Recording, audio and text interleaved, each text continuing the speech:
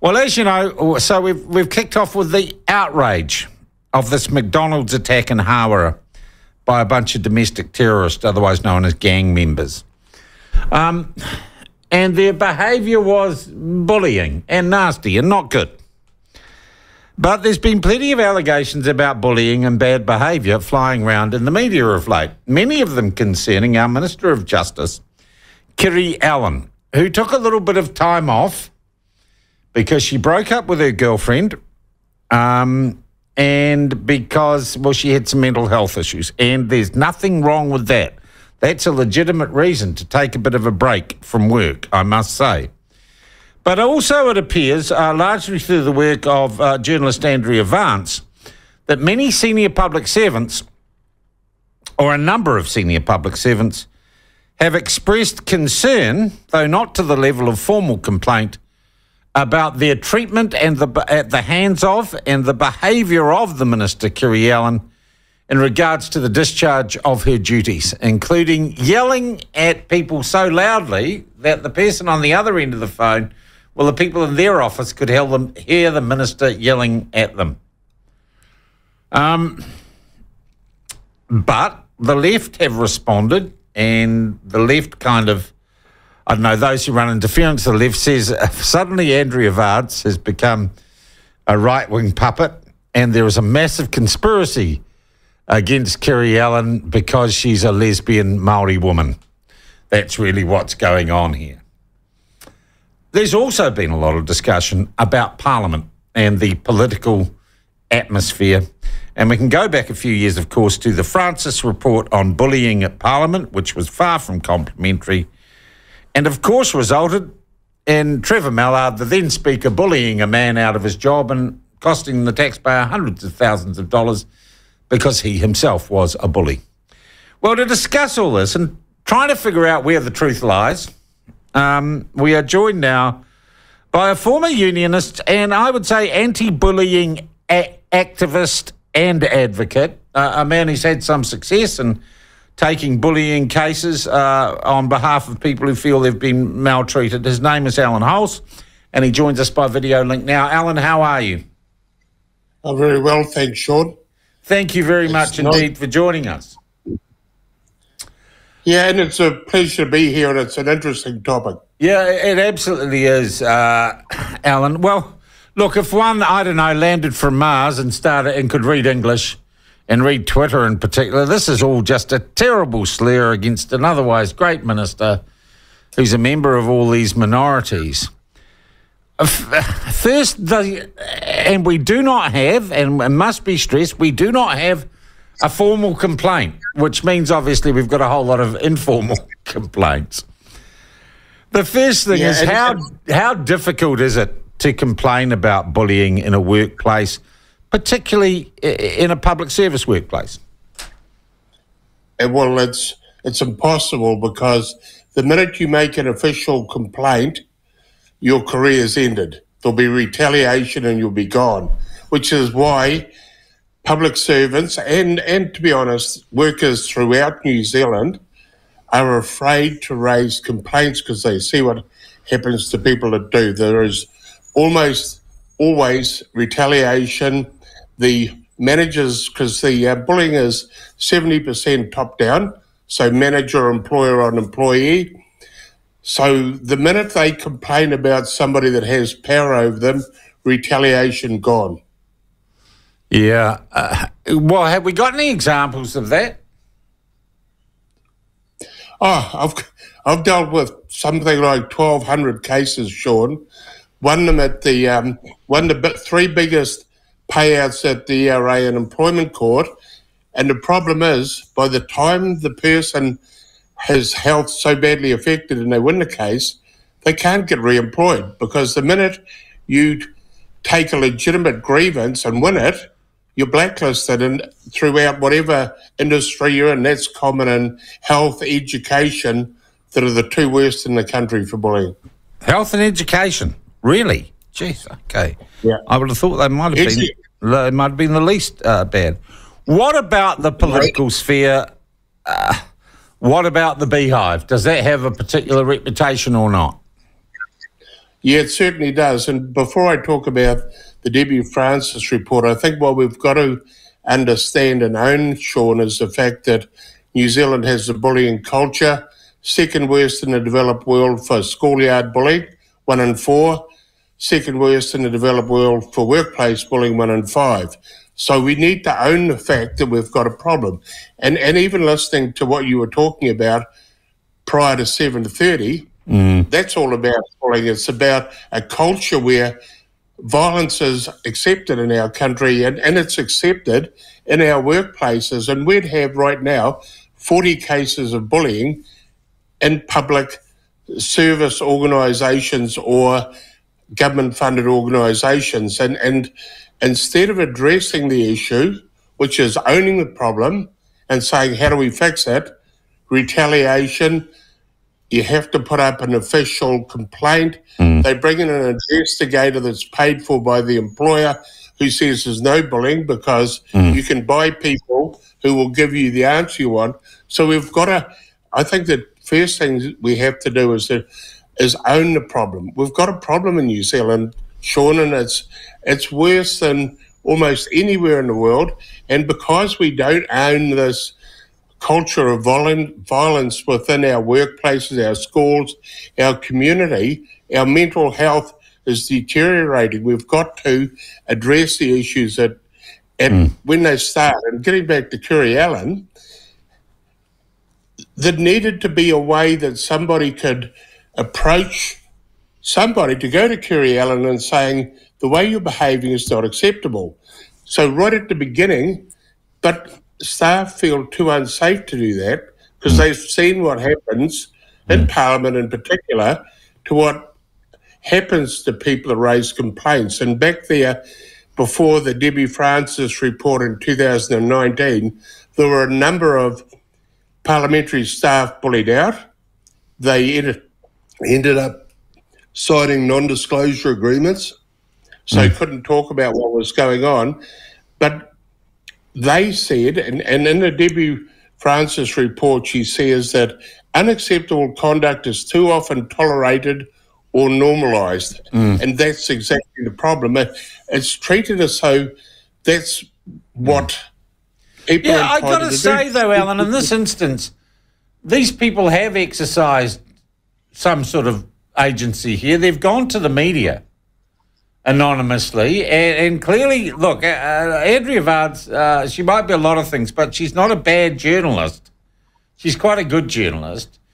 So they're getting their pound of flesh out of Kiri Allan, who I might add is welcome to come on this program and discuss all these issues if she so wishes.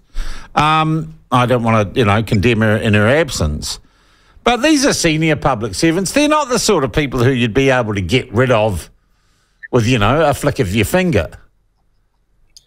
Well, if you sat in my office for a week, Sean, they would. I've got cases where government departments have spent more than $500,000 on lawyers defending bullies. Well, look, it's happened to me. It happened to me at Radio New Zealand. I hate to think about the amount of public money that was expended by the board and management of Radio New Zealand kind of get rid of me because someone had done something appalling to me, and I'd simply said, you've got to say sorry for that. It is kind of crazy when bullies get other people's money to spend bullying people. It produces bad results. Well, look, where are we now then with Kiri Allan? No formal complaints, and I think it unlikely any will come. I don't think Andrea Vards is going to get anything more substantive in terms of any public servants actually identifying themselves. They're already sort of putting up the shutters. Does this kind of go away at the end of the day, Allan? It gets swept under the carpet with all the other bullying, Sean. And the problem we have in New Zealand, we don't have a process to address bullying. We don't have one. And if you read the Debbie Francis report, and I looked at it, it suggests that a whole lot of comprehensive measures be taken. I would say none of them were, and they've just defaulted back to where they were. But in most countries, there's intervention if somebody's being bullied, an intervention from somebody that's not the employer. So, for example, in the UK, ACAS will come in, speak to both parties at a very low level, and make some kind of recommendation. In New Zealand, we don't. We just allow bullied people to go towards the cliff and fall over the cliff, and then when we're broken, then we end up with major problems. And we've got thousands of people in the mental health system that have been bullied out of their jobs, their careers, and their income, their livelihood. So I remember the story about yours, Sean, and that's common. That's common. And this today in New Zealand, in hundreds of workplaces, exactly the same things going on. And I've got to say, in my instance, I look back, it cost me tens of thousands of dollars. I held on to my job for 7 years in a hostile environment. But the toll it took on me when I look back, literally in the terms of my life, was massive. It was life-changing and negative, and it most definitely was a concerted effort to bully me out of my job, run by the very senior managers of Radio New Zealand. It really was appalling. But I don't know. So that's what doesn't kill you makes you stronger too, Alan. Yeah, but the problem is, and you've kind of identified it, you lived with it for 7 years, and that's what our clients do, and by the time they're broken, they come to us. Now, it needs to be a process. You've got to be able to pick up a phone and go to an organisation and say, this is happening in my workplace, please help me. Yeah, well, I went to an organisation. I went to my union, the PSA, and they were not interested because they decided that they would side with, I don't know, the power structure they were comfortable with. Yeah, and I could tell you lots of stories about PSA because I was a union delegate for 10 years, Sean, before I started this. Now, PSA advised members not to mention the B word, not bullying, to even mention that you've been bullied, because they know there'll be retaliation if you do. Now, that's why I'm saying owning the problem doesn't just mean the government owns it. It means the unions and all of us own the fact that we've got a problem. We need to address it at the source. What we're doing is allowing it to escalate and continue until people are broken. Now, when I say broken, I've dealt with and am dealing with 1,200 cases in the last 9 years. Wow. Now, 89% of our clients, when they come from us, are suffering from depression, anxiety, or have PTSD. 50% have experienced suicide ideation. 9%, which is about 100, have attempted suicide when they come to us. So we deal with people who are severely broken. Now, there's nowhere in this country that those people can go for help. WorkSafe New Zealand is tasked with representing people who are treated badly in the workplace.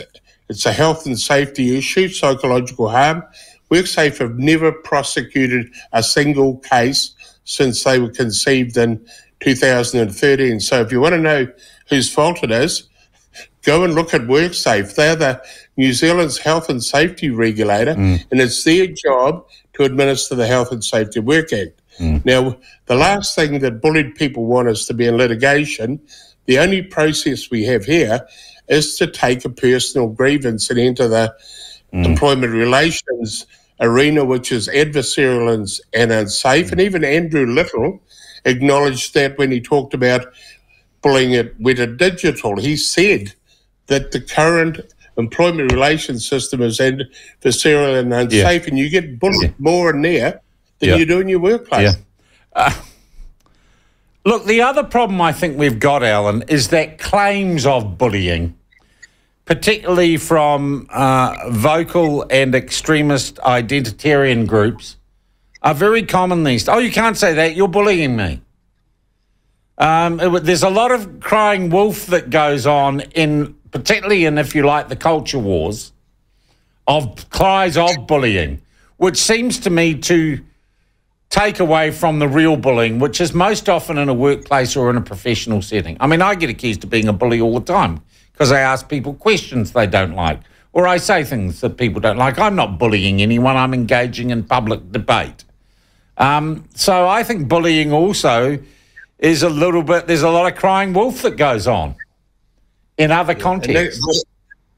And that's because we're not addressing it at source. Yeah. So there is bullying. We need to own the fact that we've got a problem and acknowledge it right at the beginning. So what should have happened with the Kiri Allan thing is that they should have thought about it. The Prime Minister, instead of just automatically defending, go, okay, we'll have a look at this. Now, if she has been yelling at people in the way that Andrea Vance has described, that's completely unacceptable. You don't shout at people. And even if a formal complaint hasn't been lodged, there is an onus on those in responsibility to investigate that. Right? Exactly. Yep. In fact, that's you've highlighted one of the main issues. It doesn't have to be formal. WorkSafe actually say that you have to investigate if you know that there is an issue. If somebody's raised an issue, you have to investigate it. But it goes back beyond that to the Health and Safety Work Act puts a responsibility on the employer to keep their staff safe. And that's not only from physical harm, it's from psychological harm. So they should be being proactive. They should be observing. They shouldn't have to wait till there's a crisis to intervene. But because, and as Debbie Francis says, the bullying's been normalised. They accept and tolerate behaviour that's unacceptable. So managers need to know and employers need to know that if they witness that kind of behaviour, they should be intervening and saying, and say in your case, Sean, hey, Sean, can you moderate that a bit? And just for the record, Sean, I've been accused of being a bully as well because I stand up against bullies. Yeah. And I speak the truth. And if you stand up and say what you think in this country, you're a bully or you minimise. Okay. Look, I'm also conscious that, Kiri Allan might be listening to this. We seem to have taken it as read, or you have, Allan, that there is something to investigate here, that this is not some strange conspiracy by super right-wing Nazi Andrea Vance and super right-wing news outlet stuff to sink the Labor government. You seem to be saying clearly where there is smoke, there is some fire here. Oh, absolutely. People don't raise it. Although you talked about people raise it, crying wolf, what I find, and the clients we come to us because of the impact on them, they make a decision at some point they have to stand up for what's right. So our clients aren't crying wolf. I don't believe they're crying wolf in Kiri Allan's situation, but I'm not going to condemn her outright because if she sees the people that she's looking up to behaving like that and models similar behaviour, well, of course I get you. So what you're saying, Allan, I guess, is we do need some sort of formal inquiry into this. When it comes down to a cabinet minister, one of the highest posts in the land, to let this go or let this ride would be to perpetuate this cultural problem we have. Absolutely. And one of the things that although I digress a little bit, I had a lot to do with Dr. Gareth Sharma. Gareth Sharma, yeah. Well, he clearly was bullied out of Parliament. Yeah. And worse than that, and I read it again in media just today, where they're talking about the Kiri Allan thing. They said he had no evidence. He had lots of evidence. I saw some of his evidence. They didn't investigate. The Prime Minister at the time said, we're not going to investigate because there's no evidence. An investigation seeks the evidence. You don't predetermine an investigation and say you can't have one because that's where the evidence is presented. Yeah. So what I see is just the modelling of the same behaviour as they are seeing, and Kiri Allan is probably no different to a lot of other ministers. Is the behaviour acceptable? Not when it drastically impacts on staff to the point that they give up their jobs and their careers because they can't tolerate that behaviour anymore. Yeah. Allan, can I just say it's quite remarkable. In the time that you've been on air, I've received a number of texts and messages from people that you have represented over the years saying Allan is a good guy. So I'll just give you that piece of feedback. You've obviously affected a few lives in your advocacy. I thank you very much indeed for joining us and giving this wider perspective on this issue. It's very easy to make it a political sort of dogfight, but there are underlying issues here that we as a society need to have a look at. I thank you very much indeed for the conversation today. And thanks for the opportunity, Sean. You're welcome. Appreciate it. That is Allan Halse. He is a anti-bullying advocate and maybe activist. So, look, all the Labour trolls are all, well, you know, Clint Smith, oh, it's all that terrible right. I just laughed. That terrible right-wing journalist, Andrea Vance, who is constantly doing hit jobs in National, and she works for Stuff. And I'm sorry, no formal complaints. That's not good enough. And, of course, people are trying to make comparisons with, what's his name, Sam Uffindell. Well, Sam Uffindell, what happened with Sam Uffindell happened when he was a student, when he wasn't the Minister of Justice, you morons. So it's pretty clear that some bad behaviour, some bullying behaviour has gone on, and the government simply refuses to acknowledge it. Maybe they've just outed people who could be cabinet ministers because they are losing them at a great rate of knots. Thank you for that, Allan. Really interesting. Sharon says, great interview, Sean. Perhaps Andrea Vance could ask, because there has been concern known in Kiri Allan's office. Is the government following the WorkSafe legislation to investigate? I think we might go down to the post-cabinet and ask that question today. I think one rule for them, one rule for anyone else, says Sharon, yeah. Mecca the Weka, who Kiri used to date, has a long-standing reputation for being a bully. Indeed, there were stories that she hit a staff member. She learned from her lover. Sean, you are a radio bully. If you don't agree with someone, you shut them down and even hang up. I forgive you, Sean. We still need people like you to stand up for the truth. I think you meant to say not the true in this country.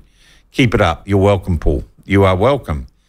And I think, is it Paul from Belmont? Philip from Belmont says Allan represented him very well in a bullying case.